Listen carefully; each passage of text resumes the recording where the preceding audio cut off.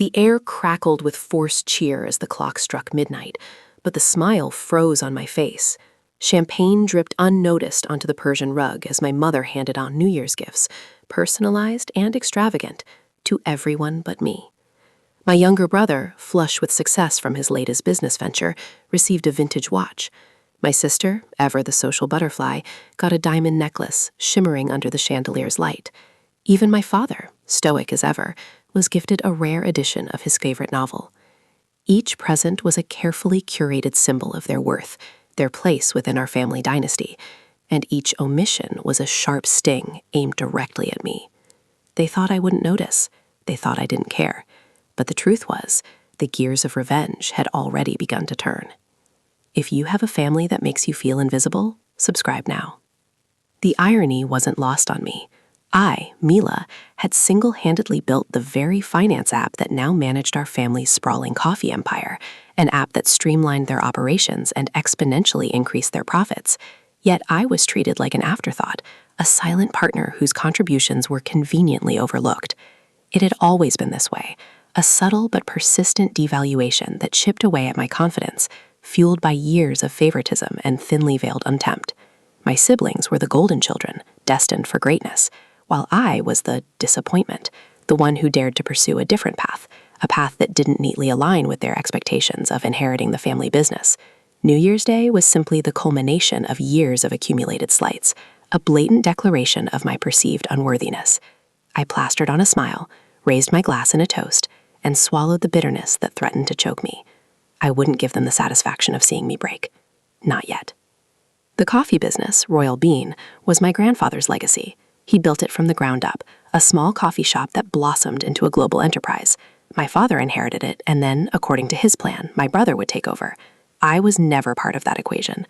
From childhood, I was pushed toward more suitable pursuits for a woman: decorative arts, social engagements, anything but the messy, demanding world of business. I excelled in mathematics and computer science, finding solace and challenge in the intricate logic of coding. When I proposed creating a custom finance app for Royal Bean, my father initially dismissed the idea. It was my grandfather, sensing my passion and potential, who intervened and gave me a chance. The app was a resounding success, streamlining their accounting, forecasting market trends, and identifying areas for cost reduction. It saved them millions, yet my contribution was minimized, attributed to luck or a passing fad. They would take credit for my work and then dismiss me at family dinners. The favoritism extended beyond the business. My brother could do no wrong, his every mistake excused as a learning experience. My sister, the socialite, was praised for her charm and connections, assets that were deemed far more valuable than my technical skills. I, on the other hand, was constantly scrutinized, my choices questioned, my ambitions belittled. Even my romantic relationships were subject to their disapproval, never measuring up to their unrealistic standards. I started to resent them all. I started to believe what they were saying. But somewhere deep down, a spark of defiance flickered, a refusal to be defined by their narrow expectations. I began to document everything, every conversation, every transaction, every slight, meticulously collecting evidence of their hypocrisy and deceit. They assumed I was oblivious, too focused on my own world of code and algorithms to notice their machinations. But I saw everything. The person I trusted most was one of them, my own mother. The woman who was supposed to be my protector, my confidant, was the driving force behind the constant undermining. It was she who subtly steered my father's opinions, who whispered doubts in his ear, who ensured that I remained on the periphery of the family's inner circle. I discovered this through a series of intercepted emails, carelessly left open on her laptop one afternoon. The words stung like acid, revealing a calculated effort to diminish my achievements and control my future. It was a betrayal that cut deeper than any business deal, a wound that threatened to shatter the fragile remnants of my self-worth. But instead of succumbing to despair, I used the pain as fuel, solidifying my resolve to expose their carefully constructed facade. The game had changed. This wasn't just about recognition or fairness anymore. This was about survival. The champagne still tasted like ash in my mouth days later. Sleep became a luxury I could no longer afford, the betrayal replaying in my mind like a broken record. Every time I closed my eyes, I saw my mother's face, twisted with a disdain I had never allowed myself to acknowledge. The Royal Bean app, once a source of pride, now felt like a chain binding me to a family that actively sought to diminish me. I tried talking to my father, carefully broaching the subject of my contributions to the company and my feelings of being undervalued. But his response was dismissive, a platitude about family dynamics and the importance of loyalty. He saw me as ungrateful, questioning the very hand that fed me. He couldn't or wouldn't see the subtle ways they were systematically isolating me. My words were twisted, my concerns brushed aside as youthful angst. The conversation ended with him suggesting I take a vacation, a thinly veiled attempt to silence my dissent and remove me from the equation. I attempted to throw myself back into my work, hoping that tangible results would finally earn their respect.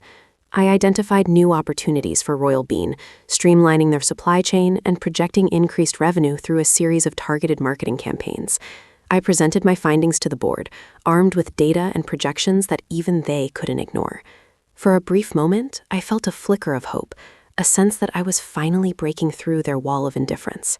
But my brother quickly interjected, questioning my assumptions and dismissing my strategies as overly aggressive. My sister chimed in, suggesting my focus on numbers was detracting from the human element of the business. Their criticisms were vague and unfounded, but they effectively undermined my credibility, turning the board against my proposals. I watched in helpless silence as my ideas were dismantled, my efforts dismissed as irrelevant. The meeting adjourned with no resolution, leaving me feeling defeated and utterly alone. They smiled at each other as I left. Desperate for an ally, I confided in my fiancé, David. He had always been supportive of my career, admiring my intelligence and drive. I recounted the events of New Year's, the dismissive treatment, and the devastating discovery of my mother's betrayal. David listened patiently, offering words of comfort and reassurance. He encouraged me to stand up for myself, to demand the recognition I deserved. He suggested we leave the city, start fresh somewhere where I could be appreciated for my skills. For a moment, I considered it. Running away seemed like the only viable option, a way to escape the toxic environment that was slowly eroding my spirit. I loved him. I thought he was on my side. But the next morning, my father called me into his office. He revealed details of my conversation with David, details that only David could have known.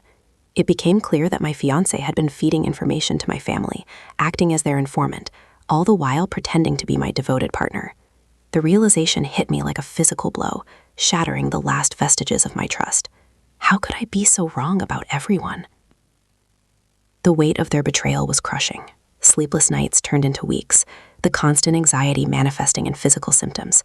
My appetite waned, my hair began to thin, and dark circles formed under my eyes. I became withdrawn and isolated, avoiding family gatherings and social events. I stopped working on personal projects, my coding skills gathering dust. The Royal Bean app, once my pride and joy, became a symbol of my oppression. I started making mistakes, overlooking errors and neglecting updates. My performance suffered, further reinforcing their perception of my inadequacy. The pressure was unbearable, a constant barrage of criticism and control. They were breaking me, piece by piece, stripping away my confidence and sense of self-worth. But with every blow, my resolve hardened. I wouldn't let them win. I would find a way to expose their lies and reclaim my life.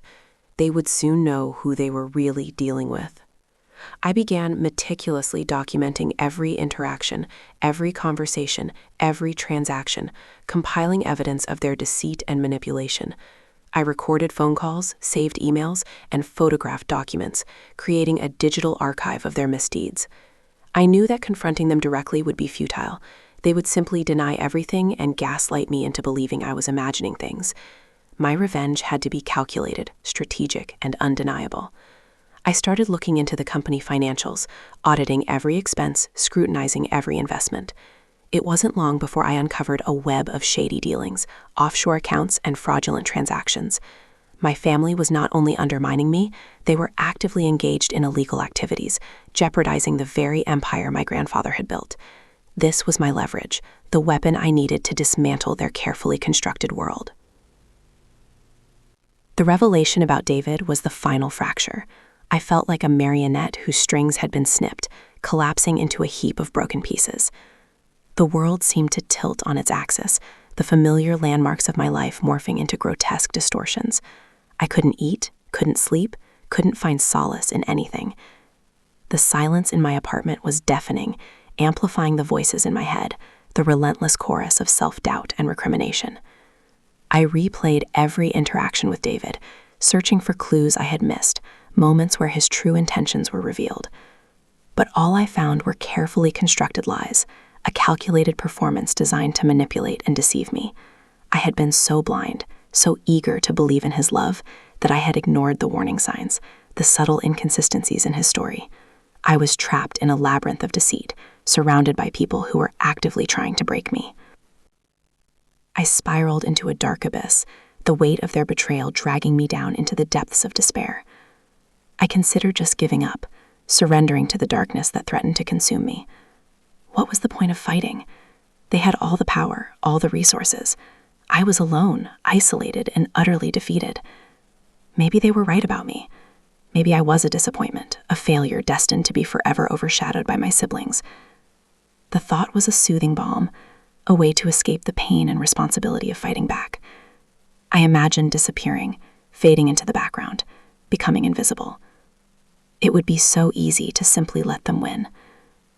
The Royal Bean app sat untouched on my laptop, a constant reminder of my shattered dreams. I considered deleting it, erasing my contributions and severing all ties with the company. But something stopped me, a flicker of defiance that refused to be extinguished.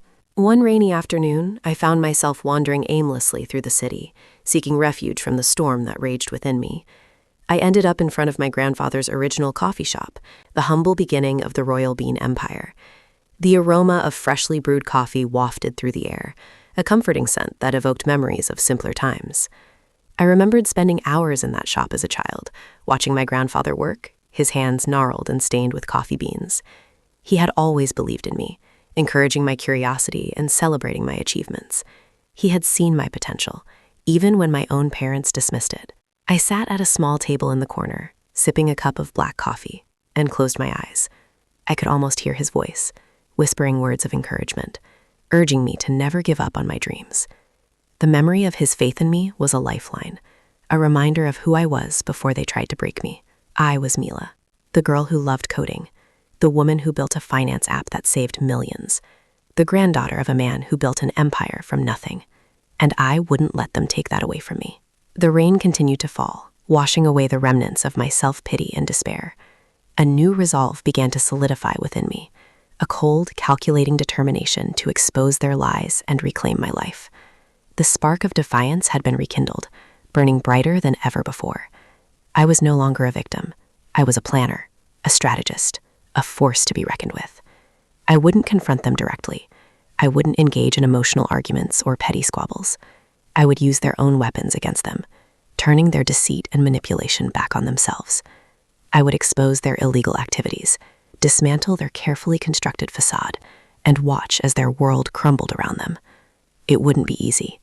It would require patience, cunning, and unwavering focus. But I was ready. The gears of revenge were turning once again, grinding slowly but inexorably towards their ultimate destruction. They had underestimated me for far too long. They were about to learn the true cost of their betrayal. I finished my coffee, a grim smile playing on my lips. The game was on. The smile I wore at family dinners became my mask, a carefully crafted facade to hide the storm brewing beneath. I became the perfect daughter again, agreeable, compliant, and utterly unremarkable. They ate it up, relieved that their rebellious daughter had finally come to her senses. Little did they know, every word, every action was being meticulously documented, not in a diary, but in a secure, encrypted server, accessible only to me. I reactivated the Royal Bean app on my personal laptop, creating a mirror image of the company system. This wasn't for improving efficiency anymore. It was a digital war room. I started subtly altering the code, inserting lines that would allow me to access and download sensitive data without raising any red flags. It was like performing open-heart surgery on a running engine. One wrong move and the whole thing would crash, exposing my plan. The risk was exhilarating.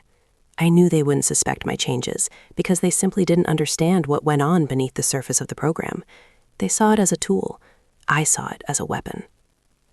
I needed to understand the full extent of their illegal activities, who was involved, and how deep the rot ran. The offshore accounts were a starting point, but I suspected there was more.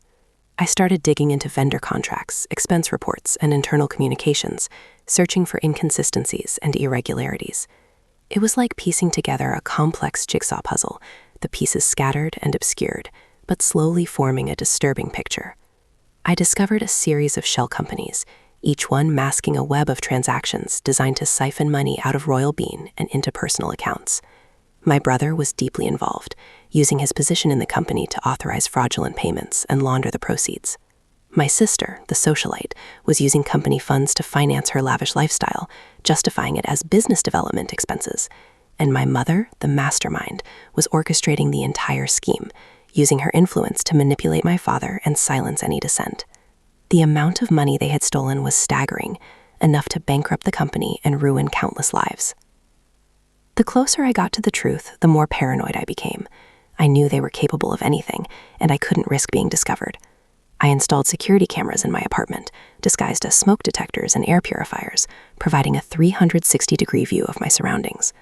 I used a virtual private network, VPN, to encrypt my internet traffic, masking my location and preventing them from tracking my online activity.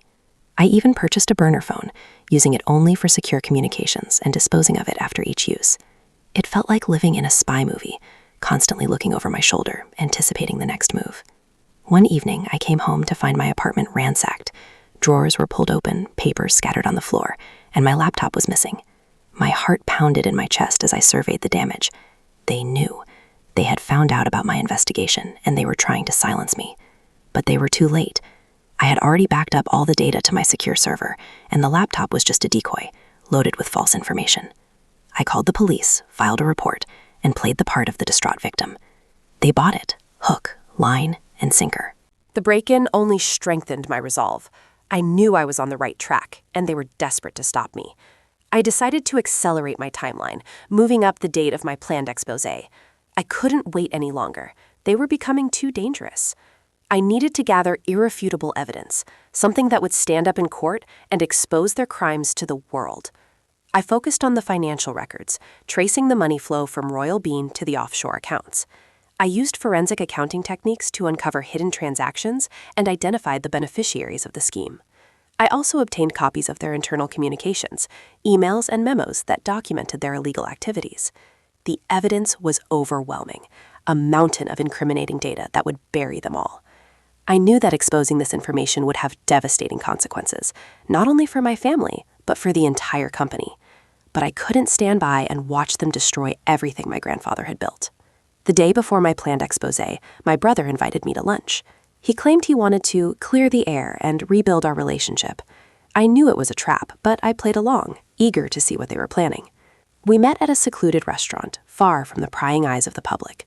He started by apologizing for his past behavior, acknowledging that he had been unfair and dismissive. He then offered me a deal.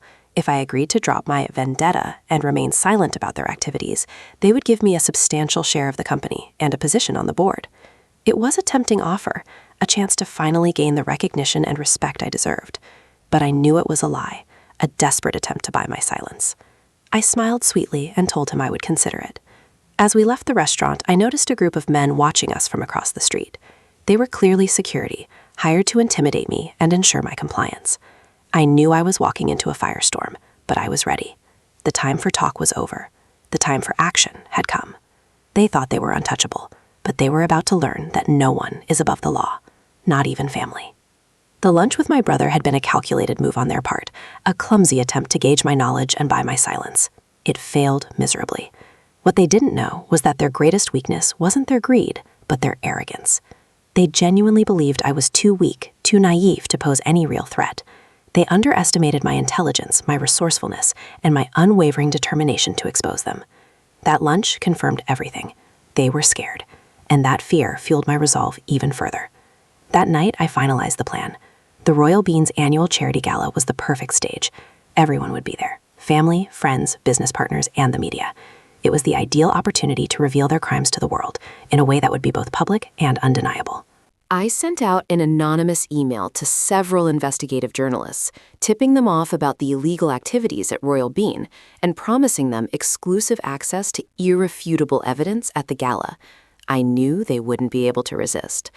I also contacted a team of cybersecurity experts, hiring them to provide technical support during the event, ensuring that my presentation couldn't be hacked or sabotaged.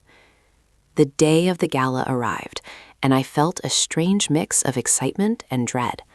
I spent the morning preparing, meticulously reviewing my presentation, ensuring that every detail was perfect. I dressed carefully, choosing a simple but elegant black dress that exuded confidence and power.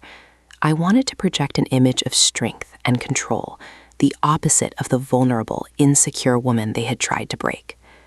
As I looked in the mirror, I barely recognized myself. The dark circles under my eyes were gone, replaced by a steely glint of determination. My hair was neatly styled, framing my face in a way that accentuated my sharp features. I was ready. I arrived at the gala early, scoping out the venue, identifying the key players, and making sure that everything was in place. The ballroom was lavishly decorated with crystal chandeliers, ornate floral arrangements, and tables laden with gourmet food. The atmosphere was festive, with guests mingling and chatting, oblivious to the storm that was about to break. My family was already there, holding court like royalty, basking in the adulation of their sycophants. My mother gave me a warm smile, patting me on the cheek and remarking on how lovely I looked. I returned her smile, feeling a surge of satisfaction, knowing that this would be the last time she ever patronized me. As the evening progressed, the tension in the room grew palpable. I could feel their eyes on me, watching my every move, wondering what I was planning. My brother kept trying to engage me in conversation, his tone a mixture of concern and veiled threat. My sister avoided me altogether, her eyes darting nervously around the room. My father, oblivious as always, simply smiled and nodded, content to let my mother handle everything.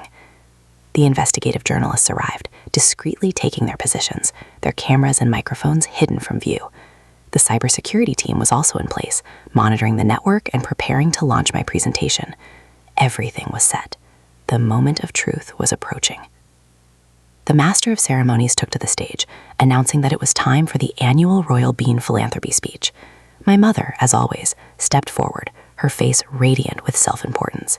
She began to speak, thanking the guests for their support and extolling the virtues of corporate social responsibility. I waited patiently, biding my time, letting her dig her own grave. As my mother reached the climax of her speech, I made my move. I walked calmly to the stage, took the microphone from her hand, and turned to face the audience.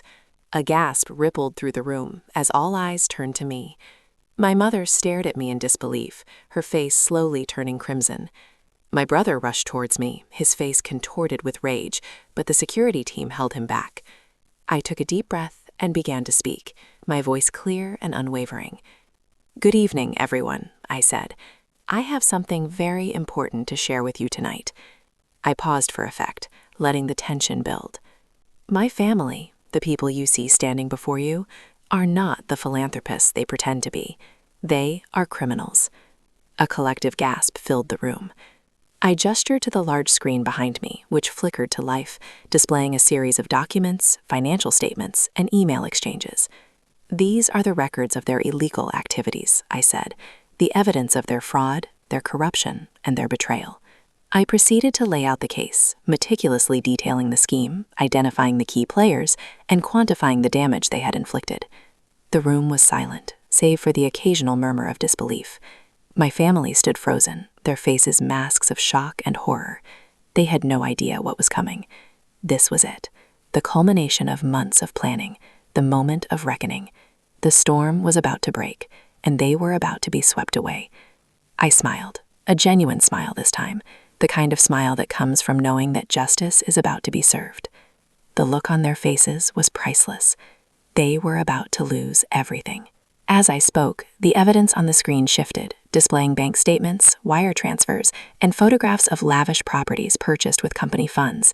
Each piece of information was a nail in their coffin, meticulously documented and irrefutable. I narrated the story of their deceit, explaining how they had systematically defrauded Royal Bean, lining their pockets while employees struggled and the company teetered on the brink of collapse.